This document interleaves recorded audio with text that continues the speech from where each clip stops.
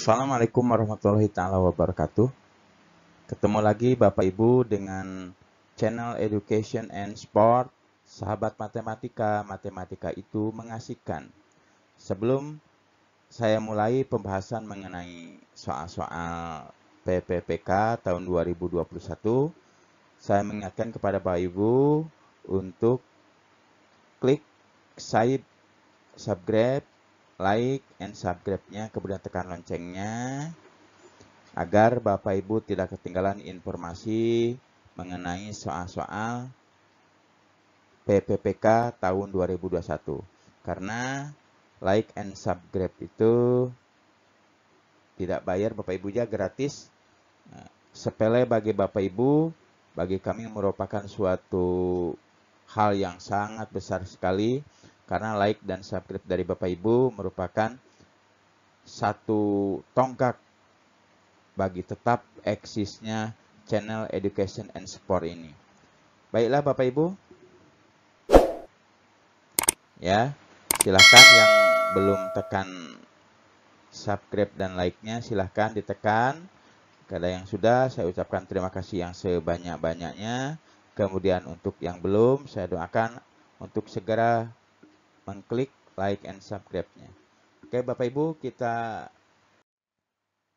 mulai lagi. Kita mulai aja dulu pembahasannya. Kali ini kita masih tetap tentang pembahasan soal-soal kompetensi teknis guru bagian ke-13. Kita ada 5 bagian lagi Bapak Ibu ya. Baru kita membahas tentang penalaran. Sudah teknis guru, penalaran, baru kita ke guru kelas. Baiklah Bapak Ibu, kita mulai aja pembahasannya. Soal pertama pada bagian ke-13 ini. Berikut ini adalah implikasi perkembangan kepribadian siswa dalam pembelajaran. Kecuali. Nah, di sini ada kata kecuali. Ya, ada kata kecuali. Berarti kalau ada kata kecuali, otomatis kalimatnya atau pilihannya yang kurang tepat Bapak Ibu ya. Pilihannya yang A, materi dikaitkan dengan kehidupan sehari-hari. Yang B, guru menjadi model bagi siswa. C, penanaman nilai-nilai religius dan moral. D, metode pembelajaran yang sesuai dengan perkembangan siswa. Nah, silakan Bapak Ibu dipilih dulu isiannya. Oke, kalau sudah kita lihat pembahasannya. Beberapa implikasi perkembangan kepribadian siswa dalam pembelajaran antara lain penanaman nilai-nilai religius. Nah, ini Bu ya, Bapak Ibu ya. Penanaman nilai-nilai religius. Berarti ini yang religius ini ada ya, berarti ini. Nah, ya ada. Kemudian sudah penanaman nilai-nilai religius dan moral dalam setiap pertemuan pembelajaran. Yang kedua, mengembangkan self efisiensi siswa dengan pemahaman keragaman ya, keberagaman, kemampuan dan gaya belajar siswa. Kita lihat sini ya. Oke. Perkembangan siswa kalau yang ininya ya. Terus yang selanjutnya mengaitkan materi dengan kehidupan sehari-hari. Oke, berarti ada ya ini. Materi dikaitkan dengan kehidupan sehari-hari. Oke. Memberikan informasi tentang tujuan. Nah, di sini belum ada ya tujuan ya. Tujuan. Terus kegiatan yang akan dilakukan. Dan pentingnya mempelajari materi dalam pembelajaran. Menggunakan metode pembelajaran yang tepat. Nah, menggunakan metode pembelajaran yang tepat ya. Oke. Menggunakan metode pembelajaran yang tepat. Terus mengembangkan pembelajaran yang menyenangkan, joyful learning. Dan menggunakan pembelajaran kooperatif untuk menumbuhkan sifat kerjasama dan kepribadian siswa. Kita lihat, nah ini ya, Yang tidak ada adalah guru menjadi model bagi siswa. Otomatis isiannya yang kurang tepat ya untuk soal nomor 1 yang B ya, karena ada kecuali tadi Bapak Ibu ya. Karena ada kecuali di sini berarti kita cari isian yang kurang tepat ya, yang B ya Bapak Ibu ya. Kita lanjut ke soal kedua. Berikut yang merupakan penyebab siswa tidak siap secara fisik untuk mengikuti pembelajaran adalah.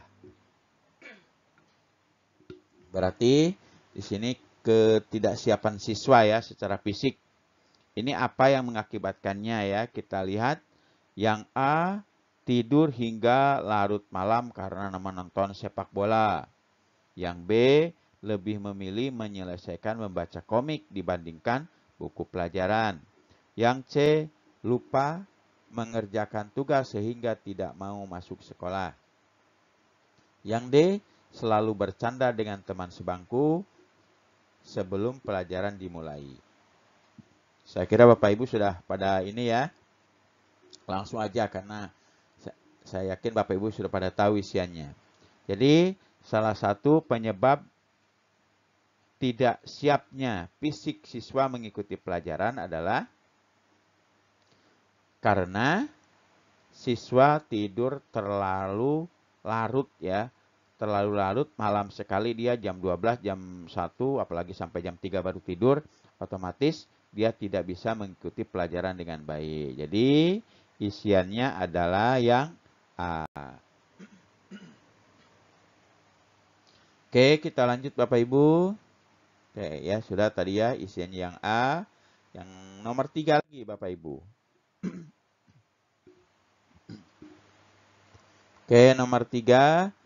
Usia anak SMP dalam hal perkembangan sosial menurut Erikson berada pada tahap, nah ini berdasarkan seorang ahli ya. Namanya Erikson. Usia anak SMP ini dalam hal perkembangan sosialnya berada pada tahap A, rasa percaya atau trust, B, otonom, C, inisiatif, D, membuat. Kita lihat ya, kita lihat pembahasannya. Menurut Erikson, tahun 1963, perkembangan sosial pada manusia terdiri dari 8 tahap. Nah, berarti ada 8 tahap. 5 tahapan yang pertama, yaitu rasa percaya versus tidak percaya. Usianya antara 0 sampai 18 bulan. Ditandai dengan perasaan nyaman, kepercayaan dasar terhadap dunia. Yang kedua, otonom versus keraguan. Usianya antara 18 bulan sampai 3 tahun. Cirinya, anak tidak ingin bergantung seluruhnya kepada orang lain. Kemudian, yang ketiga ya, inisiatif versus rasa bersalah. Usianya antara 3 sampai 6 tahun, berarti anak TK baru masuk SD Bapak Ibu ya. Yang ditandai dengan rasa inisiatif anak yang makin besar karena dorongan dari orang tua ya, karena dari dorongan dari orang tua. Kemudian yang selanjutnya membuat versus minder. Usianya antara 6 tahun sampai 12 tahun. Berarti anak SD nih Bu ya. Anak SD Bapak Ibu 6 sampai 12 tahun. Cirinya anak-anak mulai ingin membuat sendiri. Nah, itu ciri-ciri anak SD Bapak Ibu ya. Kemudian yang selanjutnya identitas versus peranan. Usia antara 12 sampai 18. Berarti 18 12 itu kan pertama masuk SMP Bapak Ibu ya. Berarti ditandainya dengan apa tandanya? Kondisi seseorang yang mulai diharapkan pada kondisi pencarian identitas diri. Nah, biasanya ini anak-anak remaja Bapak Ibu ya. Remaja awal, ABG lah kalau zaman sekarang dah. Itu namanya peranan versus identitas ya. Jadi ditandai dengan kondisi jika seseorang dalam kondisi mencari jati diri, mencari identitas diri. Kita lihat berarti isiannya apa? Isiannya yang sesuai adalah yang D, membuat Bapak Ibu ya, membuat. Ya, berarti usia anak SMP adalah pada tahap membuat. Oke, kita lanjut. Soal berikutnya, teori belajar yang mendudukan siswa sebagai individu yang pasif. Pasif berarti kalau siswanya pasif, nah gurunya yang aktif otomatis Bapak Ibu ya.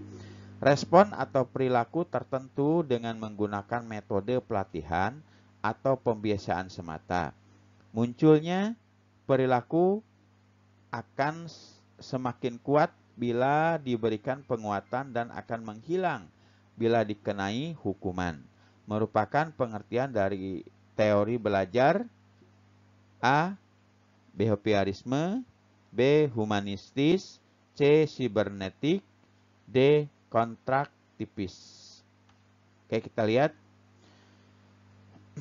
Menurut salah seorang ahli teori behaviorisme yaitu Skinner pada tahun 1957 yang mengemukakan bahwa perilaku verbal adalah perilaku yang dikendalikan oleh akibatnya. Bila akibatnya berupa hadiah, maka perilaku tersebut akan terus dipertahankan. Jika akibatnya adalah hukuman, atau bila kurang penguatan, maka perilaku tersebut perlahan akan semakin lemah dan bahkan hilang. Nah, itu Bapak Ibu ya. Itu menurut Skinner ya, menurut Skinner.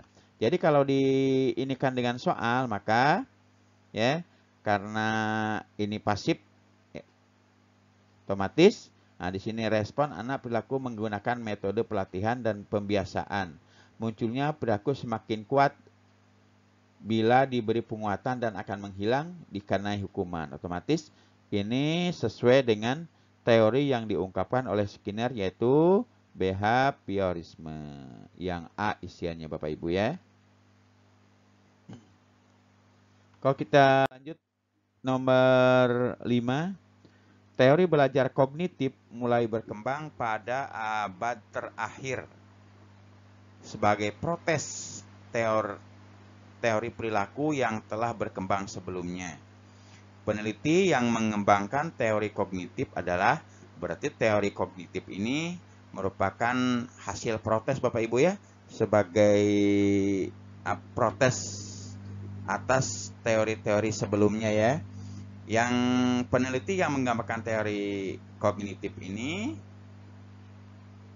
kira-kira siapa? Kalau yang A di sini kan Bandura, Wilkiewicz, Ausubel. Yang B Ausubel, Brunner dan Bandura. Yang C Wilkiewicz, Ausubel dan Brunner. Yang D Piaget, Brunner dan Vygotsky. Kira-kira apa ya, kita lihat pembahasannya. Tokoh teori belajar behaviorisme atau perilaku antara lain Pavlov, Thorndike, Watson, Bandura, Ausubel, Gagne, dan Skinner. Tokoh teori belajar kognitivisme adalah Piaget, Brunner, Vygotsky, dan Van Hailey. Nah, jadi yang ditanyakan ini kan peneliti yang mengembangkan teori kognitif. Nah, teori kognitif ini berarti ya. Nah, yang ini ada Piaget, ada Brunner, Vygotsky, dan Van Hailey. Otomatis isian yang sesuainya adalah yang D, Piaget, Brunner, Vygotsky. Yang D ya isiannya ya. Isiannya yang D. Oke, kita lanjut. Nomor 6. Aliran ini lebih menekankan bagaimana kegiatan pembelajaran menjadi menarik. Artinya, Untuk mendapatkan perhatian dari peserta didik, diperlukan alat bantu. Alat bantu ini sejalan dengan perkembangan teknologi informasi. Teori ini tergolong aliran A. Behaviorisme, B. Sibernetik, C. Humanistik, D. Konstruktivisme. Kita langsung aja lihat pembahasannya Bapak Ibu ya. Pembahasan tentang teori-teori ya berbagai aliran. Sekarang kita lihat aliran behaviorisme merupakan salah satu pendekatan di dalam psikologi pendidikan yang didasari keyakinan bahwa anak dapat dibentuk sesuai dengan apa yang diinginkan oleh orang yang membentuknya. Perkembangan anak sangat ditentukan oleh faktor yang berada di luar anak itu sendiri, bukan dari faktor yang ada atau yang berasal dari dalam anak itu sendiri ya. Itu menurut aliran behaviorisme. Sekarang menurut teori sibernetik, belajar adalah pengolahan informasi. Seolah-olah teori ini mempunyai kesamaan dengan teori kognitif, yaitu mementingkan proses belajar daripada hasil belajar. Kemudian teori humanisme ya, biasa digunakan dalam proses belajar mengajar dan bertujuan membangun kemampuan siswa untuk mengenali dirinya sendiri. Dalam teori ini, guru menempatkan posisinya sebagai fasilitator, di mana para guru memberikan motivasi belajar untuk anak didiknya. Kemudian, menurut teori konstruktivis, dalam pembelajaran mengatakan bahwa anak-anak diberi kesempatan agar menggunakan strateginya sendiri dalam belajar secara sadar. Sedangkan guru hanya membimbing siswa di tingkat pengetahuan yang lebih tinggi. Oke, menurut teori-teori ini yang sesuai dengan soal nomor 6 ini adalah teori sibernetik atau yang B. Yang B ini Bapak Ibu ya. Oke, kita lanjut lagi.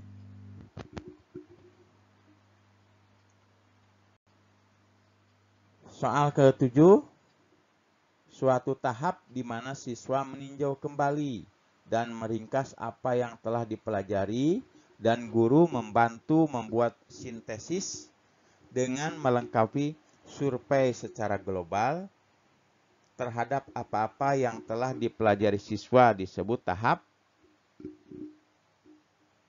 A. Integrasi, B. Orientasi, C. Eksplisitasi, D. Informasi. Oke, kita lihat.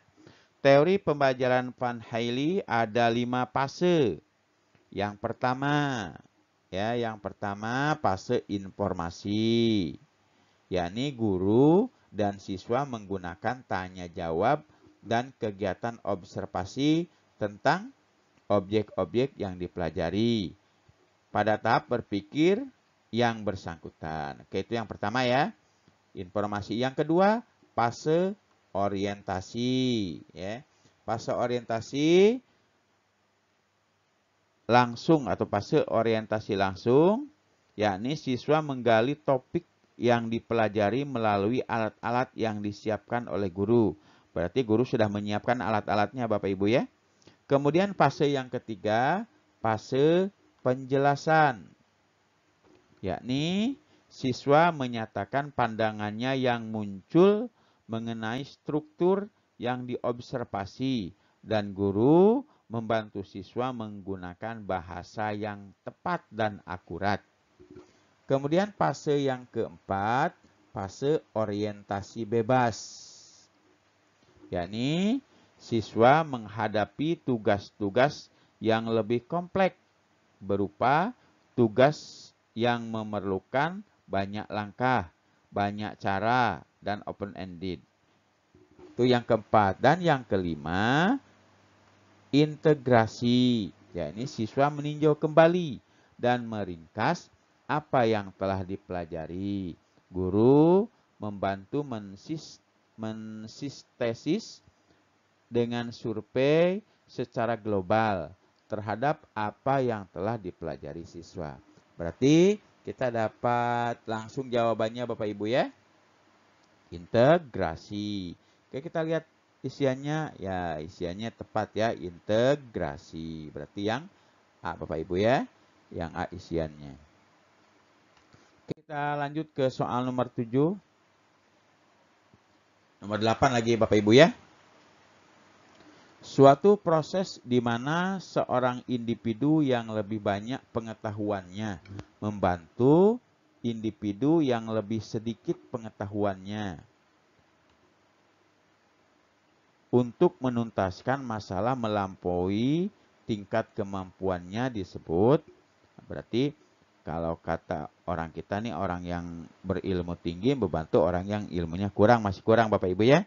Nah, kita lihat disebut kemampuan, tingkat penguatan, tingkat kemampuannya zona of proximal development, C. scaffolding, D. reconciliation. Oke, kita lihat pembahasannya. Suatu proses di mana seorang individu yang lebih banyak pengetahuannya membantu individu yang lebih sedikit pengetahuannya untuk menuntaskan suatu masalah yang melampaui tingkat kemampuannya disebut scaffolding.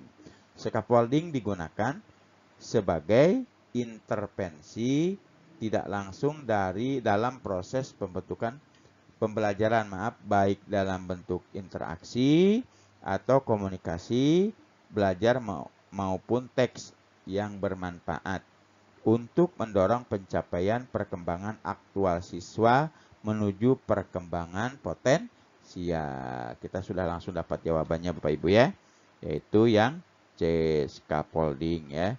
Isiannya yang C, yang ini Bapak Ibu ya. Oke, kita lanjut ke soal nomor 9. Di Bapak Ibu di stop dulu, di pause dulu ya Bapak Ibu ya. Dibaca kembali, diulang-ulang kembali biar lebih paham lagi. Yang 9. Aliran pembelajaran yang menekankan dikonstruksi individu melalui interaksi sosial dengan individu-individu lain, terlebih yang mempunyai pengetahuan dan sistem kultural yang lebih baik disebut A. kontrativisme, B. kontrativisme sosial, C. kontrativisme personal, D. behaviorisme. Kita langsung aja lihat pembahasannya.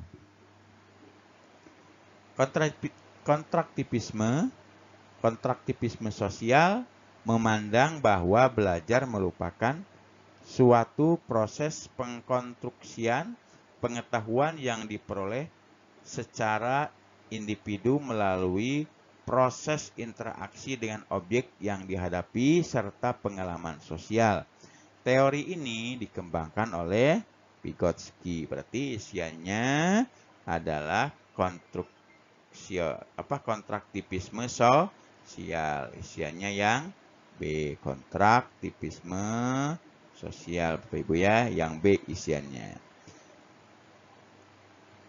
Oke Bapak Ibu, kita lanjut ke soal terakhir untuk tahap 13 ini. Ini soal terakhir. Baru kita lanjut lagi ke tahap 14 Bapak Ibu ya. Peristiwa atau proses mengaitkan objek baru dengan konsep yang telah ada melalui identifikasi perbedaan disebut A. asimilasi, B. interaksi, C. ekuilibrasi, D. akomodasi. Oke, kita lihat. Asimilasi, akomodasi, ekuilibrasi, dan interaksi merupakan teori belajar Piaget. Dalam kegiatan belajar, siswa mengaitkan objek baru dengan objek yang dia miliki yang disebut dengan proses interaksi. Piaget 1965 menjelaskan bahwa proses interaksi ini dapat berlangsung melalui dua cara, yaitu asimilasi dan akomodasi.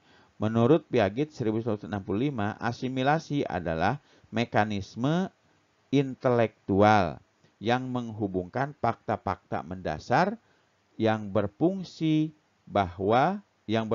hanya memperpanjang tanpa menambahkan apapun. Itu definisi dari asimilasi Bapak Ibu ya. Kemudian satu lagi, akomodasi adalah pencarian yang tidak sengaja untuk hal baru dari keseluruhan. Asosiasi yang dimasukkan pada kontrak objek karena meningkatkan kompleksitas permainan Piaget. Itu dikutip oleh Hudoyo ya pada tahun 1988. Juga mengungkapkan bahwa asimilasi dan akomodasi akan berlangsung terus sampai terjadi keseimbangan atau equilibrium. Sebelum terjadi equilibrium, maka dalam dirinya terjadi disequilibrium, di mana disequilibrium adalah keadaan ketidakseimbangan antara asimilasi dan akomodasi. Oke, kita lihat jawaban yang tepat adalah akomodasi. Untuk nomor 10 nih Bapak Ibu ya.